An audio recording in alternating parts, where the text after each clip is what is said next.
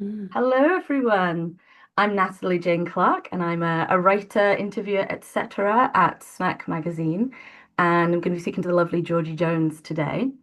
Her debut collection, And the World Spins Anyway, from Burning Eye Books, is described as a love letter to real life, however it shows up, which is a lot of what we'll be talking about today. Georgie's debut spoken word show sold out its preview tour and was set to do very well in the UK tour across the year 2020 until, you know. Yeah. However, Georgie took to social media and has amassed over 160,000 followers, and her poetry has had millions of views. Work shared by folk like Mallory Blackman, Adrian Lester, Bastille, all right, and Burning Eye Books specialize in taking performance poetry onto the page, and so I think a really good publisher for a performer like you, Georgie. Hello, how are you today? Hi, I'm good, thanks. How are you? Yes, I Good. am good. I'm like wrapped up in my cardigan. I have put the heating on, I'll admit. I've done that now. I've It's taken a turn, hasn't it? taken a turn. My excuse is I've got a little dog from the south of Spain and he doesn't understand why it gets cold every year and he gets sad.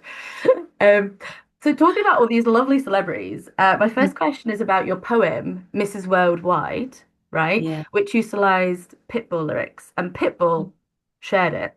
And Pitbull is also, I think, the epitome of finding joy and appreciation like everywhere, which I think is, fits well with you and your ethos in your book. And you've been invited to perform with him, is that right? Can you tell us about that? I did it. It happened. It happened. Okay, tell. I was doing a show and I got an email afterwards from that a video of me performing that poem was getting like quite a lot of views online, and everybody was tagging him in the comments. And I got an email from his manager, or I was like his manager. I was thinking, yeah, right. Saying, hi, we've seen the video. Would be great to have a chat. And I thought, oh no, they're going to say, can't use the lyrics. Don't. Do you know what I mean? That was my first Yes. thought. I was like, okay, this is the end. Instead, they were like, love it. Um, do you want to come to the show at the O2? And I was like, yeah, so much. I do want that. And then they said, would you be up for doing a little performance of the poem with Pitbull's band outside the venue at what they call the Pitbull fan experience? So it was me and thousands of Pitbull lookalike. You know, everybody goes to his gigs With the dressed as bald him caps and the glasses.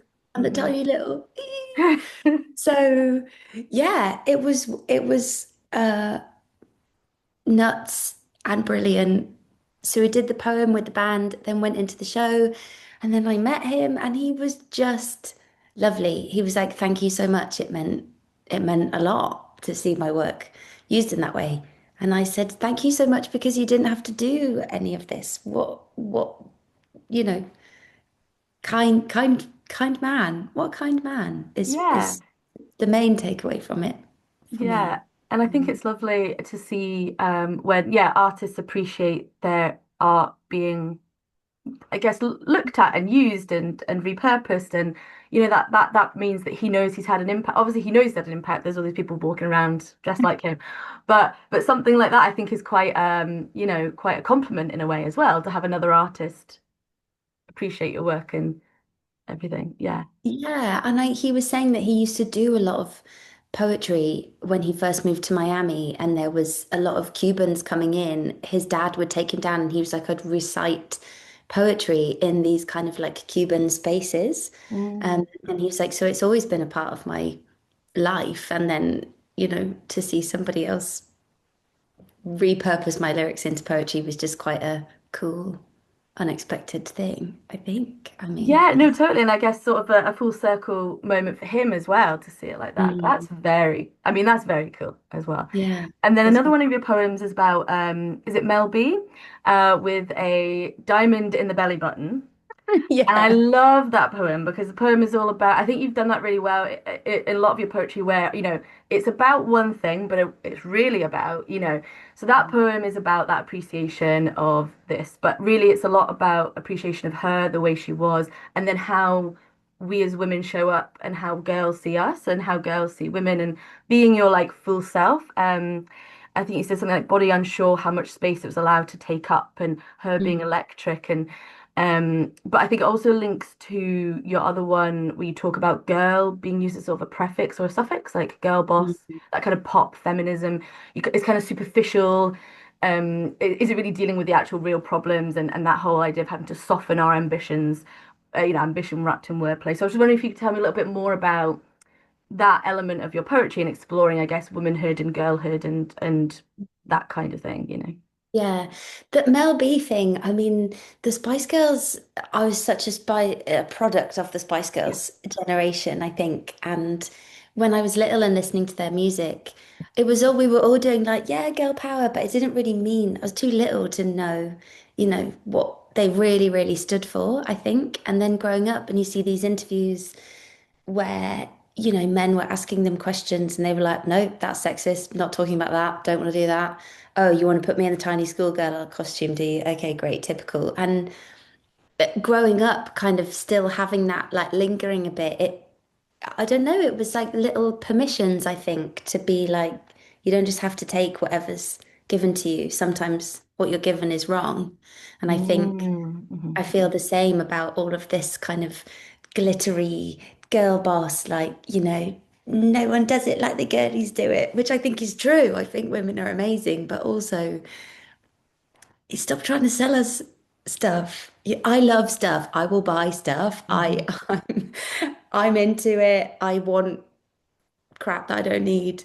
But in all seriousness, there's no equivalent. It's only the women that kind of get it, and the like infantilization of women by trying to keep you as a girl rather than a kind of strong, powerful thing.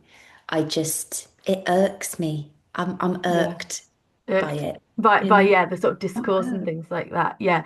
And I was Yeah. similar, I remember the Spice Girls, that was my first album, that was exactly it. And I think, kind of coming, I feel the same with some books where maybe read them as a teenager and then I've come back to them again as an adult. And with each repeated, viewing or whatever or listening, you then have another layer that you appreciate and understand about it. Yeah. So yeah, definitely. And I was wanting to talk a bit about the footnotes and sort of prose sections of your book. And like in one of them, you sort of explained some of these things almost. And I was thinking for me, it made me feel like I was, watching you at a show, and that kind of in-betweeny bits of a poem or that we were chatting, in a conversation. And I really loved having that context of the poems. But I was wondering, when did these footnotes, when did these prose sections in between the poems, when did they come in as a stylistic choice? And I Mm. guess, what did you think about when you were writing the book about putting them in? Or what did other people think about it as well? Yeah, I'm so glad that you've said that because that was exactly the goal. And I think I came to poetry through performance, and didn't really ever know, and still don't, I think, how to put something on a page. Yeah. A lot of writers play really beautifully and interestingly with form, and I'm like, there it is, I guess, I don't know. So the way that Burning Eye work is that you kind of edit your poems predominantly through the performance of them. And Mm, when you come to put them on the page, you're like, done this 100 times. This is the best way that it works. In that they publish a lot of spoken word or performance poets. And when I'm on stage, I like to have a little bit of a chat and kind of lead into a poem. And my favorite thing is sometimes afterwards people say, I don't know when the chat stopped and the poem began. And I'm like, mm, that's my goal always, because I think sometimes poetry can feel quite inaccessible. And I don't think that it is. I think yeah. it's just the way that it's brought to you or taught to you or whatever it is. So I think if you can like sneak it in, people are like, whoa, was this? Oh, wait, maybe it's not that far away and impossible, do you know? So when I kind of took those bits away and was first thinking about the collection and it was only the poems, I just missed it. It felt too Mm, like naked and alone and needed a bit of context. And I will interrupt myself on stage to say, oh, by the way, blah, blah, blah. Or if, yeah. a noise happens and have a bit of, there's a line in one of the poems where talking about all the ways we tell people we love them without explicitly saying I love you. And I was doing a gig once, and one of the lines is, have you been in the sunshine? You've got these lovely little freckles across your nose. And a woman in the audience went, oh my God, yeah, am I so burn? And I was like, sorry, we're doing performance now. It's, you know what I mean? But I was like, I love that. I want it to feel like a dialogue that you can kind of step into if you want to. So I don't know. Well, I suppose in answer to your question, it wasn't something I'd thought about intentionally, but I just missed it when it wasn't there That anymore. makes so much sense, and that's it because you're performer first, so it is that translating because it is a different medium, and there's different things you can do with page poetry, but this is more like a way for people to keep it and hold it and have it and appreciate it and take time with it. It's not about necessarily making it page poetry kind of thing. Yeah, A exactly. little bit. And I was thinking a lot about, you've mentioned this kind of thing, how some people like, I don't like poetry or whatever. But I think one of the things about performance poetry and spoken word poetry is exactly what you said, that it's more conversational, it's more talking. It is more, and there's maybe less of the poetry voice. It's still Mm, there a little bit, but there's not so much of the da da da da da da da da sometimes because actually it is just you t telling it the real voice that's inside is the voice that is coming out in the poetry, and I think that's what it is. And mm. one of the things you mentioned, I think it's I can't remember if it was in one of the prose or poetry bits, but you said something like you're only ever a heartbreak and a moleskin notebook away from writing your own poetry, Yeah. and I was made me laugh because it's so true, and I was wondering if there's anyone that you know of friends or otherwise that have ever said, "Oh, I'm not into poetry, don't really like poetry," and actually then you've seen them later or heard them later do a poem or perform. Like, have you ever come across anyone like that? Ooh, interesting. Maybe I have. Maybe I have. I mean, my brother's written poems. Hmm. This is me like trying to. My brother had published poems before I had published poems, and I was absolutely furious because he has no desire or intention of being a poet. I was like, what are you doing? Mhm. But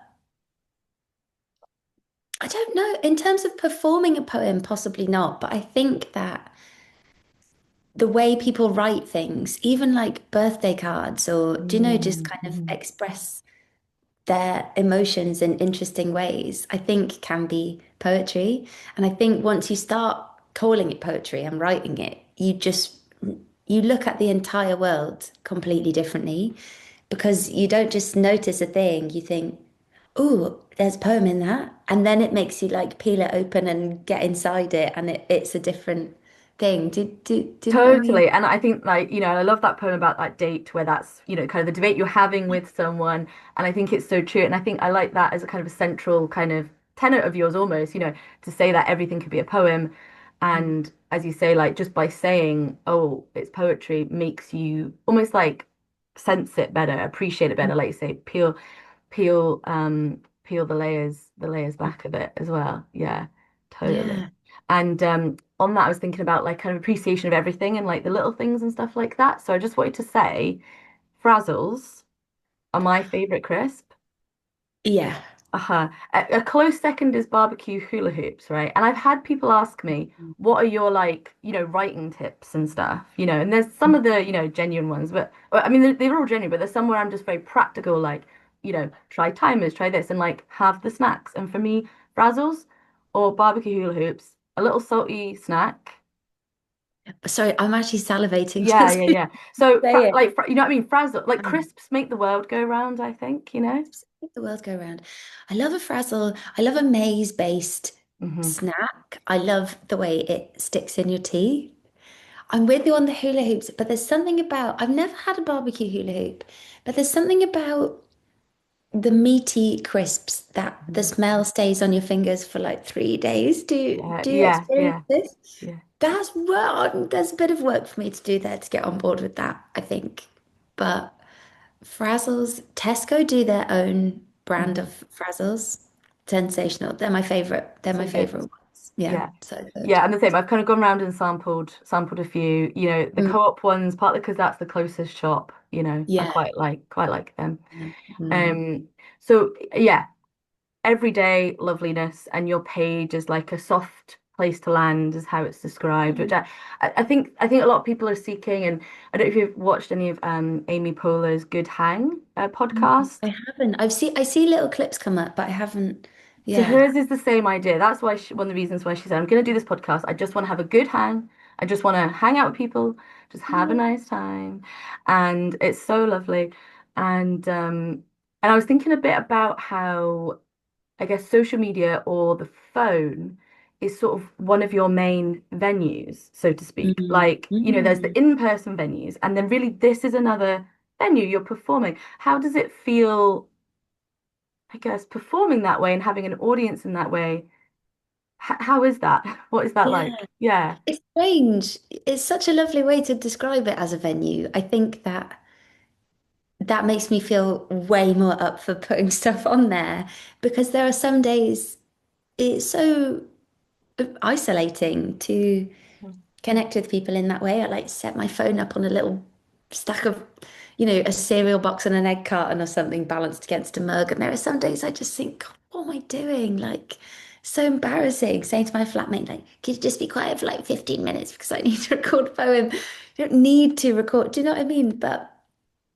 But I do think often about how online we are Mhm. and our phone is like in our hand or in our pocket all day long. So much so sometimes people have marks in their jeans. Have you seen like where their What? phone, like the corners of their, anyway, I'm like, gang, we gotta put them down. Yeah. But if we're not putting them down, I Yes. think 90% of what we see online probably makes up 10% of people's actual lives. It's like Mm-hmm. holidays and all the really exciting bits. And I think they already get their big photo albums and confetti and fireworks and whatever. So, like the other 90%, that is most of what we're doing here, Hmm. I think really just deserves its own little like flags waved and whatever. So, it's all very intense. The world is terrifying and the news is Hmm. awful. And if I Hmm. can be a tiny little counterweight. Not that we Yeah. shouldn't be engaging, but just if you need a break, like, come here. Do you Yeah, know yeah, what I yeah, mean? exactly. We cuddle, and yeah, exactly. Yeah. Yeah, I think that's good. And with the venue thing as well, I've seen people talk about it like, say your video had 50 views, you'd be delighted if you had a room of 50 people, I know. and you've got let me check again, what was it? How many million? If you've sold out the O2 love. Um Yes, Pitbull did a joint gig actually at the you O2. know what I mean? Um, Thank you so much for your time. It would be really, really lovely to have a poem. Yeah, let's do it. Thank you. I've got this little one at the end. I met up with a friend of mine once who is gorgeous and wonderful and has been around my whole life and is very, very corporate now. And obviously I do this. And I was telling Hmm. her about it. And she said, but what do you actually want to do with your life? And I was like, what? So guess I just wrote a poem about it because that's the only thing I know how to do. So it goes like this. She's like, yeah, but what do you want to do with your life? And I'm like, clutching my pearls, I don't know how to tell you this. I want to plant a tree and watch it grow for 80 years just so I can write it a thank you note for the oxygen and the shade and probably also apologize for all the paper I've wasted. I want to eat spoonfuls of mac and cheese in spite of my lactose intolerance. I want to be a morning person, but also stay up all night having long existential chats with the stars. I want to take the scenic route. I want to use my whole heart. I want to not immediately get out of the car but sit for a second after we've parked, watching the rain make rivers on the glass.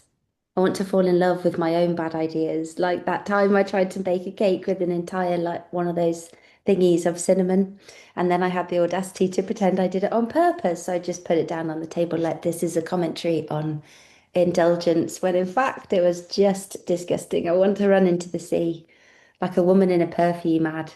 Stay until my skin wrinkles, dry off in a cafe with half-written poems in my notebook and a half-healed heart in my chest. I want to fall in love with learning how to get back up again. Ask the rivers to teach me how they hold both fury and stillness. What does it mean to carry everything and then let it all go? I want to watch bad TV and laugh so much I forget the sharp edges of the day. I want to be someone who remembers things like birthdays and my mum's quiche recipe and the sound of my dad shouting Jorge through the static every time I ring him, distant but clear. I want to keep asking questions Like, why do we tell ourselves we're too old for certain things? Why am I still paying £8.99 a month for a meditation app I haven't opened since 2020? Why can I still remember every lyric to One Night Stand by Mystique and Dr. Jones by Aqua and Rock the Boat by the Hughes Corporation, which I literally only overheard a handful of times while I was rehearsing for the Deepings Gang Show when I was about 13? Why are straight men on dating apps so obsessed with fish?